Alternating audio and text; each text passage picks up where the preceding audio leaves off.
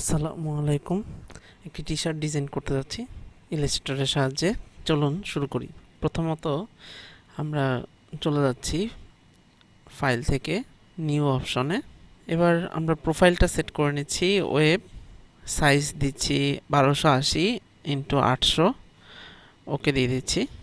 এবার আমরা রেক্টেঙ্গল একটা টুল নিয়ে নিচ্ছি, কিন্তু তার আগে একটু জেনে আসা দরকার আমাদের উইডথ আর হাইটটা একটু ঠিক করে রাখলে তাহলে আমাদের রেক্টেঙ্গল টুলটা ঠিক মতো নিতে পারবো, মাপ মতো। তাহলে আমাদের উইডথ নিচ্ছে এখানে 1280 এবং হাইট সেক্ষেত্রে 800, ওকে দিচ্ছি। আমাদের ফিল কালারটা ব্ল্যাক নিব এবং স্ট্রোকটা আমরা বন্ধ করে নিব। তো ফিল কালারটা ব্ল্যাক এবং স্ট্রোকটা বন্ধ করে নিচ্ছি।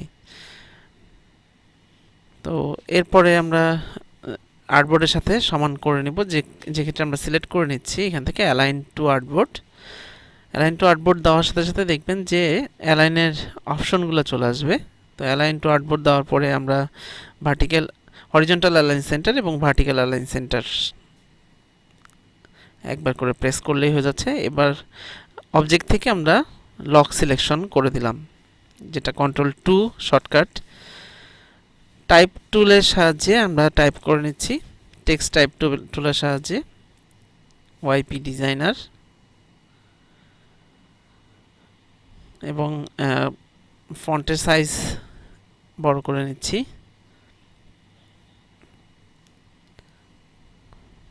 কালারটা হোয়াইট কালারের মধ্যে নেই, DESIGNER, ঠিক আছে। ক্যারেক্টারটা আমরা একটু স্ক্রিপ্ট ক্যারেক্টার ব্যবহার করব এই ডিজাইনের ক্ষেত্রে।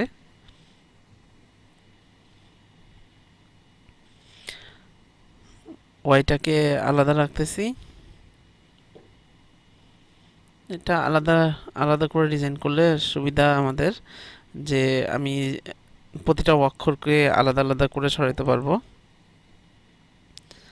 যে ফন্টটা আমি এই ডিজাইনের জন্য ব্যবহার করতেছি সেই ফন্টটা ডেসক্রিপশন বক্সে পেয়ে যাবেন, লিঙ্কটা আমি ডেসক্রিপশন বক্সে দিয়ে রাখবো। আপনার ডার্ক লাইন ফন্টটা আমি এক্ষেত্রে ব্যবহার করছি। ডার্ক লাইন ফন্টটা ব্যবহার করার পরে আমি বড় করে নিচ্ছি। এরপরে ডিজাইনারটা সেম ফন্টে দিব।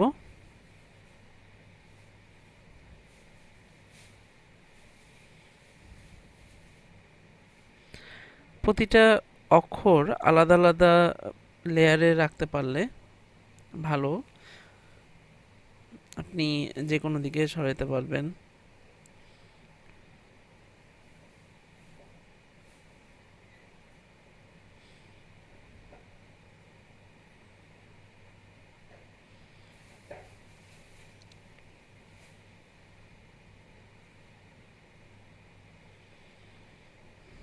দেখুন আমি পিটাকে আলাদাভাবে লিখে নিছি এবং ওয়াই এর সাথে পিটা অ্যাডজাস্ট করে নিব। ইলাস্ট্রেটরে ডিজাইন করতে চাইলে একটু সময় লেগে যায়, একটু সময় লাগে, কারণ চিন্তা ভাবনা করে ডিজাইনগুলো করতে হয়। সাইজটা সমান করে নিতে হয়, অথবা কম বেশি কোনটাতে ভালো লাগতেছে দেখতে, এরকম। আমি ক্রিয়েট আউটলাইন করে নিচ্ছি। যখনই আমার লেখাটা শেষ হয়ে যাবে, কমপ্লিট হয়ে যাবে ক্রিয়েট আউটলাইন। মাথায় রাখবেন ক্রিয়েট আউটলাইন কিন্তু একবার করলে এটার ফন্ট টেক্সট টাইপ টুলে থাকে না, এটা শেপে রূপান্তরিত হয়ে যায়। এরপর আমি পাথফাইন্ডার থেকে ওয়াই এবং পিটাকে এক করে নিছি। এবার আমরা একটি নিয়ন ইফেক্ট দিব, যে কারণে প্রথমেই আমি নিয়ে নিচ্ছি যে অ্যাপিয়ারেন্স অপশনটা ব্যবহার করছি, এবং অ্যাপিয়ারেন্সে গিয়ে আমি স্ট্রোক এবং ফিল দুটাই নিয়ে নিলাম। ফিলের মধ্যে ফিলটা সিলেক্ট করে নিচ্ছি এবং একটা গ্রেডিয়েন্ট দিয়ে নিচ্ছি। আমি ফিলে একটা গ্রেডিয়েন্ট দিব, নীল কালারের একটা গ্রেডিয়েন্ট দেওয়ার ইচ্ছা। 006699 আমার পছন্দের কালার, আমি এই কালারটি এখানে ব্যবহার করব আজকের ডিজাইনে।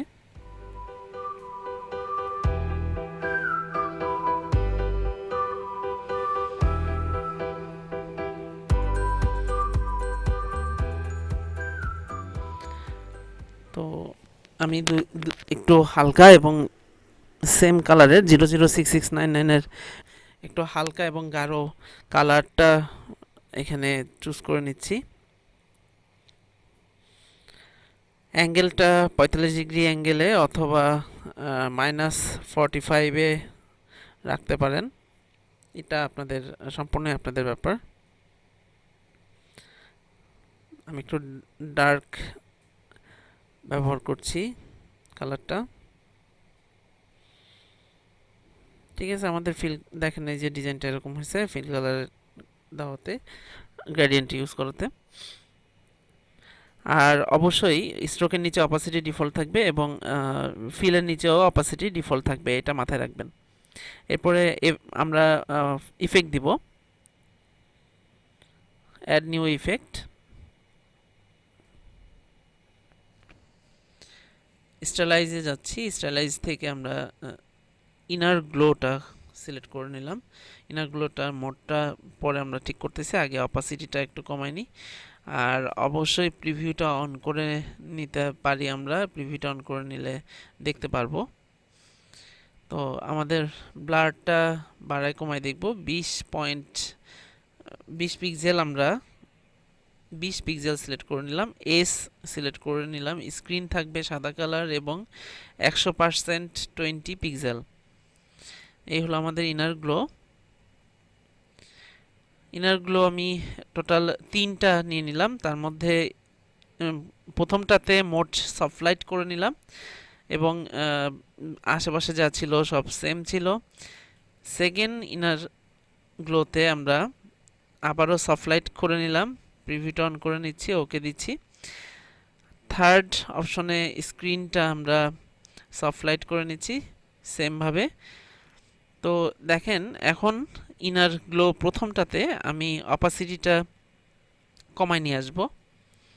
তো আমাদের এরকম 3টা ইনার গ্লো নিতে হবে এবং অপাসিটিটা আমরা এখান থেকে কমায় দেখব যে কতটুকু দিলে ভালো লাগবে। তো 82% এবং 11 পিক্সেল ব্লার এখানে দেওয়া হয়েছে। তো 80, 79, 78, 77 এরকম 76, মোটামুটি 74, 75 বা 73-এর কাছাকাছি রাখছি। আবারও আমরা নিয়ে নিব স্টাইলাইজ আউটার গ্লো। এবার নিব আউটার গ্লো এবং আউটার গ্লোটা আমরা মোডটা চেঞ্জ করে নিব। তার আগে কালারটা ঠিক করে নিচ্ছি, কালারটা আমরা এখানে নিব 006699। এরপরে একটু উজ্জ্বলতা দিব, স্ক্রিনটা চেঞ্জ করে নর্মাল করে দেওয়া হচ্ছে, প্রিভিউটা অন করে দেখতে পারেন। অপাসিটিটা আমরা 75% অপাসিটি, ব্লার অপশনটা 40 পিক্সেল ব্লার। তো আরেকটু হয়তো কমানো দরকার, খুব বেশি হয়ে যাচ্ছে। 10 পিক্সেল ব্লার দেওয়া হলো, ওকে দেওয়া হচ্ছে। আউটার গ্লোটা কিন্তু নিচে আসবে অনেক, এটা কিন্তু ফিলের ভিতরে না। আবারও এফএক্সে যাচ্ছি আমরা এবং স্টাইলাইজ থেকে ড্রপ শ্যাডো দিব। এবার ড্রপ শ্যাডোটা 0 pixel, 2 pixel blur, 2 pixel offset, Y অক্ষ এবং এক্স অক্ষ যেটা আছে সেটা আমরা 0 রাখছি, 2 পিক্সেল, 2 পিক্সেল, 0 পিক্সেল এবং 30 হলো তার অপাসিটি পার্সেন্ট। নর্মাল রেখে প্রিভিউটা অন করে ওকে দিচ্ছি। তো দেখেন উজ্জ্বলতা, অনেকটা উজ্জ্বলতা আমরা পাচ্ছি, নিয়ন ইফেক্ট যেটা বলা যাচ্ছে। এবার স্ট্রোকে চলে যাই, স্ট্রোকে 2 পয়েন্ট স্ট্রোক দিচ্ছি। স্ট্রোকের অ্যালাইন সবকিছু ওকে আছে। এফএক্স থেকে আমরা স্ট্রোকের মধ্যে স্ট্রোকে সিলেক্ট থাকা অবস্থায় আমরা এই কাজটা করব, কিন্তু কালারটা আমরা নীল কালারের কাছাকাছি যে কালারটা আমাদের এখানে আছে সেটা সিলেক্ট করে নিলাম এবং এরপরে এফএক্সে গিয়ে আমরা ব্লার, গাসিয়ান ব্লার দিব। তার মানে আমাদের যে স্ট্রোক আছে স্ট্রোকে গাসিয়ান ব্লার ইউজ করব, যেটা প্রায় 5 বা 6.1 এর কাছাকাছি আমরা স্ট্রোক স্ট্রোকে গাসিয়ান ব্লাড দিলাম। আরেকটু হয়তো কমাই দিলে ভালো লাগবে, 2.8।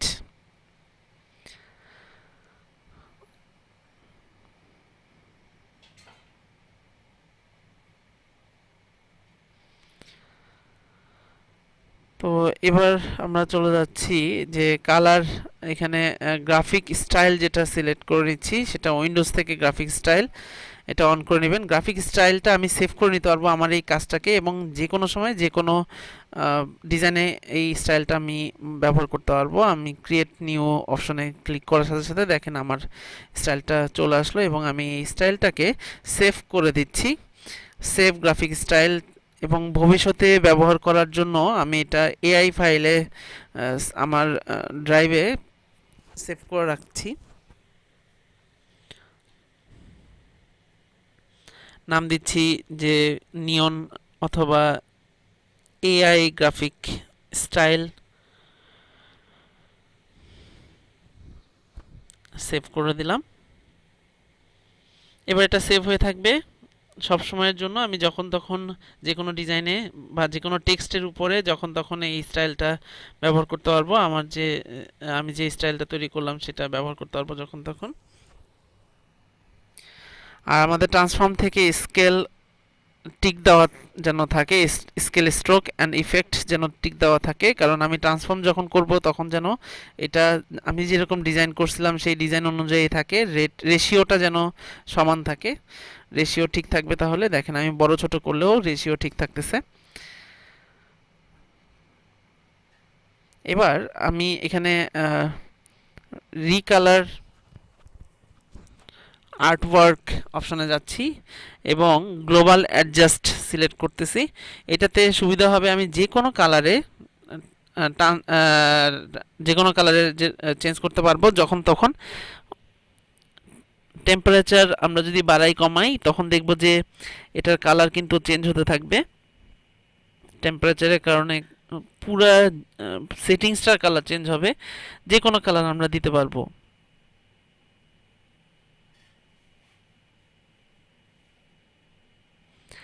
লুমিনিসিটি ইউজ করতে পারেন, ব্রাইটনেস বাড়াই কমায় দেখতে পারেন, স্যাচুরেশন একটু বাড়াই কমায় আমরা দেখতে পারি। তো এটা ব্যবহার করলে আমাকে আর বারবার কালার চেঞ্জ করতে হবে না, এখান থেকে এসে আমি সরাসরি কালারটা চেঞ্জ করে নিতে পারবো। আমাদের পছন্দের কালার, আমরা যে কালারটা আসলে ছিল সেটাই রাখবো, আমরা কালারটা চেঞ্জ করব না এটার।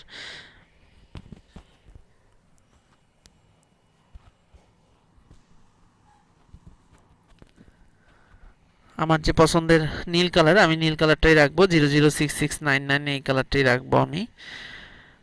তো আপনারা এখান থেকে, আমি আরেকবার একটু দেখাই দিই, এখান থেকে যে আমাদের রিকালার আর্টওয়ার্ক, এখান থেকে গ্লোবাল সেটিংসের মধ্যে যেতে পারেন, গ্লোবাল সেটিংস থেকে আমরা চেঞ্জ করবো এটা। ঠিক আছে, এবার আমার ডাউনলোড করে একটা আইকন ছিল এখানে ইউটিউবের, তো ইউটিউবের এই আইকনটা আমি ডেস্কটপ থেকে ইউটিউবের আইকনটা এখানে নিয়ে আসতেছি। যেহেতু ইউটিউবের জন্য চ্যানেলটা, সেহেতু ইউটিউব এখানে নিয়ে আসলাম এবং ইমেজ ট্রেস করে দিব আমি। ইমেজ ট্রেস করে দিলে এটা ভেক্টরাইজড হবে, ভেক্টরে রূপান্তর হবে। যে কোনো রাস্টার ইমেজকে ভেক্টরে রূপান্তর করা যায়। ভেক্টর জিনিসটা হলো যে কখনো ফেটে যাবে না, পিক্সেলগুলো ইলাস্টিকের মতো টেনে লম্বা করা যায়। যেখানে রাস্টারে আমরা বলি ফেটে যাচ্ছে, আসলে ওটা পিক্সেল দেখা যাচ্ছে, ফেটে যাচ্ছে না, ভিতরে পিক্সেল দেখা যাচ্ছে, এটা বলবো। তো এই যে আমার ভেক্টর রূপান্তর হলো, এবং এখানে আমরা ওই যে নিয়ন ইফেক্টটা দিয়ে দিচ্ছি। কিন্তু আমি যেহেতু রিকালার করব আর্টওয়ার্কটাকে, কারণ এটা নীল রাখবো না, এটা লাল রাখবো, লালের একটা ডিজাইন রাখবো। গ্লোবাল সেটিংস অপশন থেকে টেম্পারেচার আমি ফুল করে দিব, টেম্পারেচার ফুল করে দিলে এটা লাল হয়ে যাবে। আমরা একদম টেম্পারেচার ফুল করে দিব 100%। ব্রাইটনেসটা একটু বাড়াই দিতে পারি, একটু কমলা কালারের দিকে টার্ন নিচ্ছে এটা। স্যাচুরেশন কমায় বাড়ায় দিলে ডিপ হবে, কালারটা হালকা হবে, ডিপ হবে, হালকা হবে। তাহলে আমরা এখানে লুমিনিসিটি আমরা ইউজ করতেছি না, এটা ইউজ করলে দেখা যাবে যে সাদা হয়ে যাচ্ছে। তো যে কারণে আমরা লুমিনিসিটি ইউজ করতেছি না, আমরা এখানে 57%, 72% এবং 100% এবং মাইনাস বা এটা 18 বা 0%-এ রাখলেও চলতেছে, বা 2%, 0%ই আমরা রাখি। তো ঠিক আছে, ওকে দিচ্ছি। এই আমার ডিজাইনটা কমপ্লিট হয়ে গেল। আমরা এই ডিজাইনটাই টি শার্টের উপরে বসাবো। টি শার্টে মকআপ করে আমরা দেখব এই আমাদের এই ডিজাইনটা। দেখুন, খুব দ্রুত আমাদের টি শার্টের জন্য আমরা ডিজাইনটা করে ফেললাম। তো ইলাস্ট্রেটরের মাধ্যমে নিয়ন ইফেক্ট আমরা দিলাম আমাদের এই ডিজাইনটাকে এবং সেভ করে দিচ্ছি। ফাইলটা আমরা সেভ করে দিচ্ছি।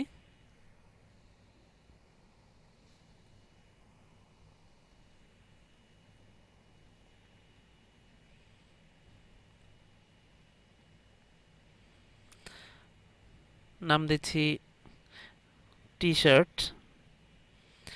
তো এটা সেভ হয়ে গেল, ওকে দিয়ে দিলাম। এরপরে আমরা সেভ ফর ওয়েব অপশনটা সিলেক্ট করব, কারণ সেভ ফর ওয়েব অপশনটাতে গেলেই আমরা জেপিজি বা পিএনজিতে সেভ করতে পারবো। সেভ অ্যাজ এ এআই, পিডিএফ, ইপিএস ফরম্যাটগুলো থাকে, এবং আমি যদি সেভ ফর ওয়েবে যাই তখন আমরা JPG, PNG, GIF, PNG 24, PNG 128 এরকম আমরা কিছু অপশন পেয়ে যাই। তো আমরা জেপিজিতে আজকে সেভ করব।